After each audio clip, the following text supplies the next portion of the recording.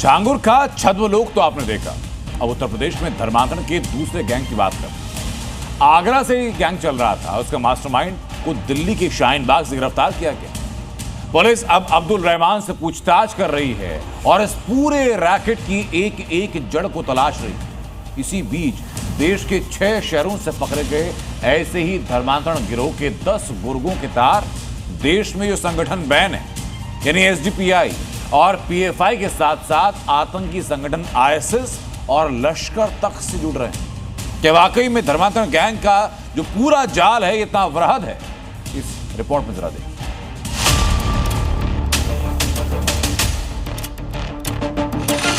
आगरा धर्मांतरण गैंग का mastermind arrest.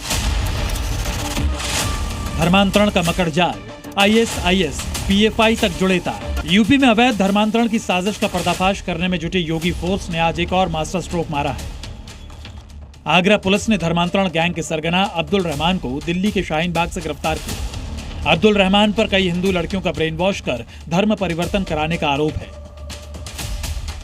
इस पूरे चीज को जो उनका यह रैकेट था धर्म परिवर्तन का, उसका संचालन अब्दुल रहमान ही कहते थे, जिसको कि उस संचालन में लोग सामान्य लोकाचार में उसको रहमान चचा नाम से या रहमान अंकल नाम से बुलाते। आगरा पुलिस ने जो खुलासे किए हैं उसके मुताबिक अब्दुल रहमान 1990 तक हिंदू था। इसका नाम महेंद्र पाल था। यूपी के फिरोजाबाद का रहने वाला अब्दुल लंबे वक्त से दिल्ली में था। अब्दुल रहमान 2021 के बाद धर्मांतरण गैंग का सरगना बना था। अब्दुल से पहले कलीम सिद्दीकी धर्मांतरण गैंग को चलाता था।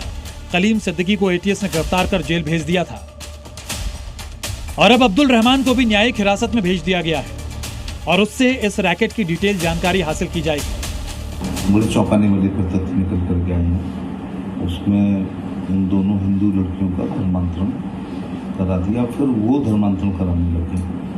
तो कौन लोग उसके पीछे हैं, इनका संरक्षण है, क्या मोडस ऑपरेंडी है, तो ऐसे आगरा के कमिश्नर दीपक कुमार के नेतृत्व में सारा इन्वेस्टिगेशन होगा और 10 लोग विभिन्न राज्यों से गिरफ्तार आज सुबह तक हुए। इस धर्मांतरण गैंग के तार अब देश में बैन हुए संगठन एसडीपीआई और पीएफआई से भी जुड़ रहे हैं। साथ ही इसका कनेक्शन इंटरनेशनल आतंकी संगठन आईएसआईएस और लश्कर से भी जुड़ा है। जांच में पता चला है कि ये गैंग 5 स्टेप में धर्मांतरण का धंधा चलाता था, जिसके लिए गरीब और बीमार लोगों को टारगेट किया जाता था। पहले चरण में छांगुर एफिडेविट और टारगेटेड लोगों का वीडियो बनवाता था। दूसरे चरण में किसी छोटे से अखबार में नाम बदलवाने का विज्ञापन छपवाते थे। इतना ही नहीं, बल्कि इसके बाद 4 हफ्ते का कूलिंग पीरियड होता था ताकि इस दौरान कानूनी चुनौतियों को खत्म किया जा सके।